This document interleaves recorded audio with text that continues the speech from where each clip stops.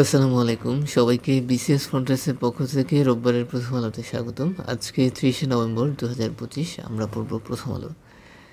তো মলা টুলটালে হচ্ছে মূল পত্রিকা। তো আমরা একটু পরে মূল পত্রিকায় যাচ্ছি, তার আগে আপনাদেরকে একটা প্রশ্ন দিই। সেটা হচ্ছে পাকা থেকে হচ্ছে যখন পাক্কা হবে তখন এটি কোন ধরনের পরিবর্তন ঘটেছে। তো এখানে দেখেন, এখানে ক ছিল, এখন এখানে ডাবল হয়ে গেছে। তার মানে হচ্ছে ব্যঞ্জন বর্ণটা দ্বিগুণ হয়ে গেছে এবং এটাকে বলা হয় দ্বিত্ব ব্যঞ্জন। ঠিক আছে, তো এটা মনে রাখতে পারেন আপনারা, বিভিন্ন সময় এই বিষয়গুলো নিয়ে প্রশ্ন আসে। আর আপনারা জানেন যে বরেন্দ্র জাদুঘর হচ্ছে রাজশাহীতে অবস্থিত এবং এই তথ্যটি মনে রাখতে পারেন। তো এই হচ্ছে আমাদের আজকের রোববারের প্রথম আলো এবং আজকে আমাদের আলোচনায় থাকবে ভারতের পররাষ্ট্রনীতি কি অকার্যকর প্রমাণিত হচ্ছে কিনা। তা আমরা আরও কিছু গুরুত্বপূর্ণ তথ্য নিয়ে কথা বলবো। তো পুলিশ কমিশনের খসড়ায় আমলাতন্ত্রের হস্তক্ষেপ। আমাদের মহাপরিদর্শক বাহরুল আলম বলেছেন, সংস্কারের বয়সের সুযোগ তৈরি হয়েছিল, কিন্তু পুলিশ কমিশন নিয়ে যা হচ্ছে তা খুবই হতাশাজনক। আপনারা দেখতে পাচ্ছেন যে যেমন পুলিশ কমিশন গঠনের প্রস্তাব, এখানে কমিশন হবে সুপারিশ কেন্দ্রিক এবং ক্ষমতা থাকবে হচ্ছে সীমিত। আইজিপি নিয়োগ সহ বদলি ও পদোন্নতির ক্ষমতা পাবে না এবং কমিশনের বাছাই কমিটির সভাপতি হবেন স্বরাষ্ট্র উপদেষ্টা। প্রস্তাবিত কাঠামোতে আবার রাজনৈতিক প্রভাব তৈরির সংখ্যা মনে করছেন অনেকেই। তো গত সরকারের সময় সবচেয়ে বেশি ক্ষতিগ্রস্ত হয়েছে আমাদের পুলিশ প্রশাসন এবং সেটি থেকে আমাদেরকে যথাসম্ভব তাড়াতাড়ি হচ্ছে উত্তরণে কাজ করতে হবে। আমাদের প্রধান নির্বাচন কমিশনার নাসির উদ্দিন বলছে যে তফসিল ডিসেম্বরের দ্বিতীয় সপ্তাহে ঘোষণার সম্ভাবনা রয়েছে এবং দেখা যাক কী হয়।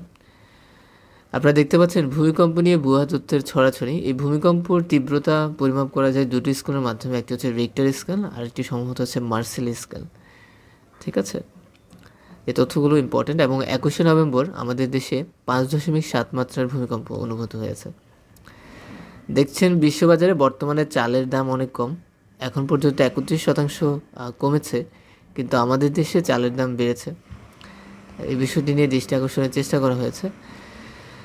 তো 1 বছরে সরকারি কর্ম কমিশন কী করলো, এ বিষয়ে হচ্ছে একটা কলাম এসেছে, আপনাদেরকে একটু পড়ে শোনাই যে নতুন কর্ম কমিশন 1 বছরের কার্যক্রমে কিছু পরিবর্তন স্পষ্ট হয়েছে, তবে প্রত্যাশিত মাত্রায় অগ্রগতি হয়নি বলে চাকরি প্রার্থী ও বিশেষজ্ঞদের মত। তো 1 BCS 1 ইয়ার লক্ষ্য নিয়ে কাজ করছে আমাদের নতুন কমিশন এবং আমার মনে হয় যদি এটি বাস্তবায়ন করা যায় তবে আমাদের যারা চাকরি প্রার্থী আছে তারা অনেকভাবে হচ্ছে বেনিফিটেড হবে, কিন্তু কিছু বিষয়ে অগ্রগতি নেই, যেমন কাঠামোগত সংস্কার, দীর্ঘসূত্রতা এবং হচ্ছে হয়রানি, এগুলো কিন্তু এখনও থাকছে।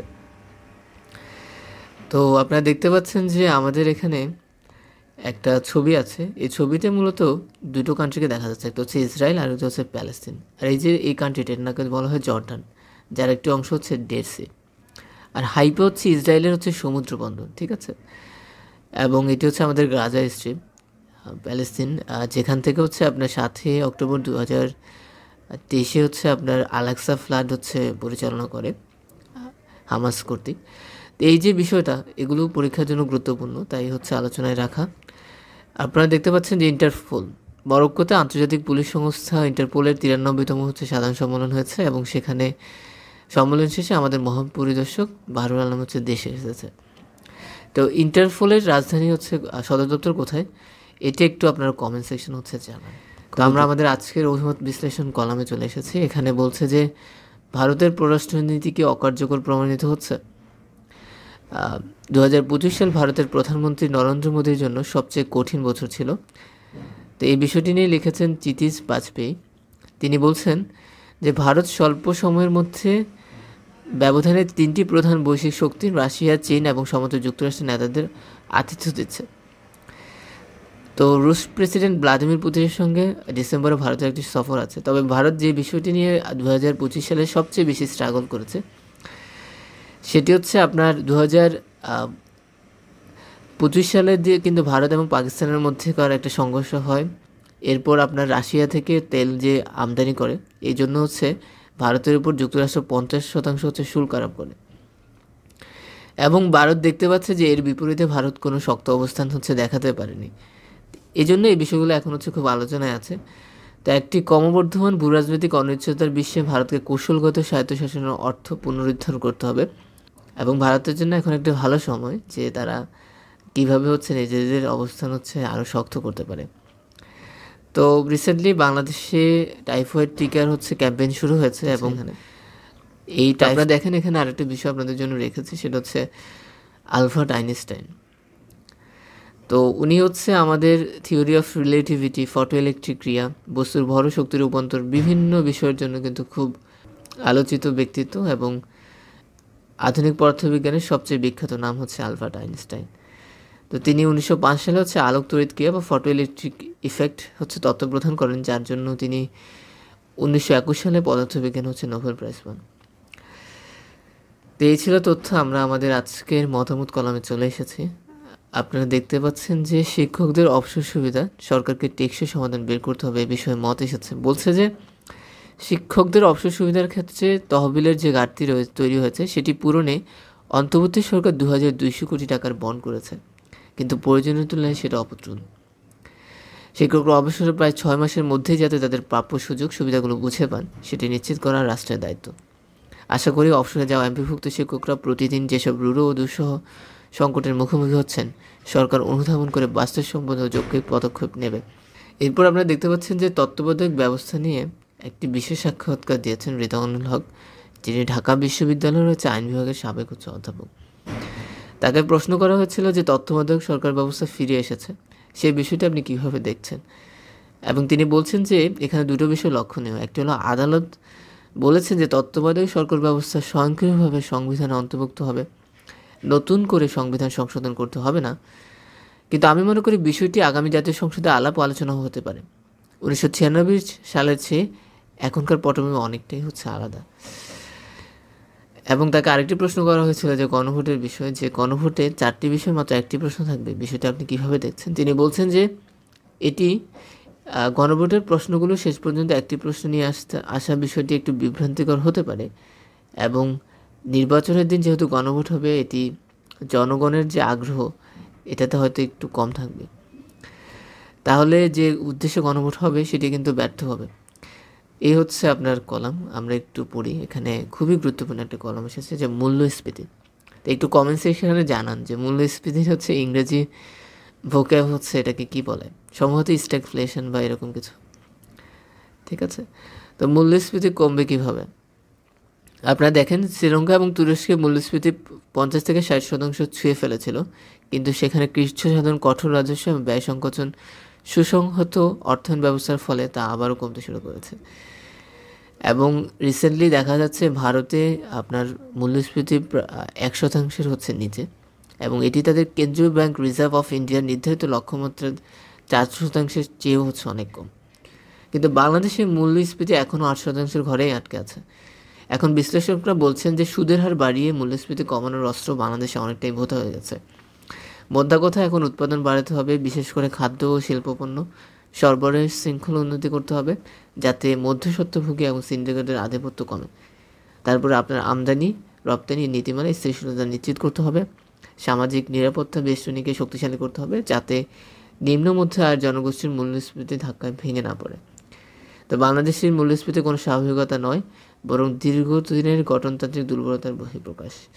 তো আপনারা বুঝতে পারছেন যে আমাদের আসলে উৎপাদন বাড়াতে হবে, রাশিয়াকে ইউক্রেনে তার যুদ্ধের মূল্য দিতে হবে বিষয়ে একটা কলাম এসেছে।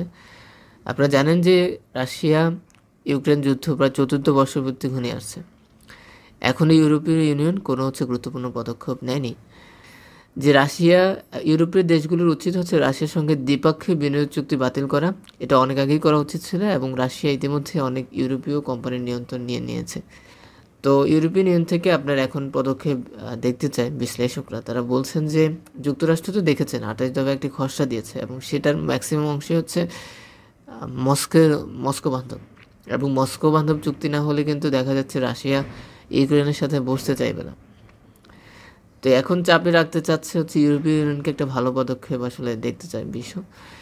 এরপর আপনারা দেখতে পাচ্ছেন যে নিঃসঙ্গ কারাকক্ষে রয়েছেন ইমরান খান। রিসেন্টলি একটা গুঞ্জন উঠেছিল যে ইমরান খান হচ্ছে মারা গিয়েছে, তাকে হত্যা করা হয়েছে। এখন তিনি বেঁচে আছেন। অস্ট্রেলিয়ার প্রধানমন্ত্রী অ্যান্টনি হচ্ছে আলবানিজ হচ্ছে বিয়ে করেছেন। ভেনেজুয়েলার আকাশসীমা বন্ধ বিবেচনা করা উচিত, ট্রাম্প বলেছে যে ভেনেজুয়েলা এর আশেপাশে আকাশপথ পুরোপুরি বন্ধ বিবেচনা করা উচিত বলে মন্তব্য করেছেন যুক্তরাষ্ট্রের প্রেসিডেন্ট ডোনাল্ড ট্রাম্প। তিনি বলেছেন, সব এয়ারলাইন্স, পাইলট, মাদক কারবারি, মাদক পাচারকারীদের প্রতি আহ্বান থাকবে অনুগ্রহ করে ভেনেজুয়েলার উপরের এবং আশেপাশে আকাশপথকে পুরোপুরি বন্ধ বলে বিবেচনা করুন। এই হচ্ছে বিষয়। আমরা দেখি এখানে দেখতে পাচ্ছেন যে অধ্যাপক আবদুল্লাহ আবু সাইদ তিনি কিন্তু আমাদের বিশ্ব সাহিত্য কেন্দ্রের প্রতিষ্ঠাতা, ঠিক আছে? এবং বিশ্ব সাহিত্য কেন্দ্রের স্লোগান কি একটু কমেন্ট সেকশনে জানান। এই হচ্ছে আমাদের আজকের প্রথম আলো। আমরা প্রায় সর্বশেষ অংশে চলে এসেছি। খেলাপিরিন ও সুধার নিয়ে উদ্বেগ প্রকাশ করেছেন আমাদের ব্যবসায়ীরা। তারা বলছেন যে বিনিয়োগ বাড়াতে হলে তাদের নীতি সহায়তা দিতে হবে, কমাতে হবে সুধার এবং খেলাপিরিন। তো আমাদের শিল্প খাতে উৎপাদন প্রায় 30-50% কমেছে। এর পেছনে আপনার সম্ভবত বিদ্যুৎ ঘাটতি। জ্বালানি খাতে দেখা যাচ্ছে বিদ্যুৎ উৎপাদন করে শিল্প কারখানা পর্যন্ত পৌঁছানোর বিষয়টিকে সরকার সর্বোচ্চ গুরুত্ব দিতে হবে, কারণ প্রয়োজনীয় জ্বালানি না পাওয়ার কারণে প্রায় শিল্প খাতে 50% পণ্য উৎপাদন ব্যাহত হচ্ছে।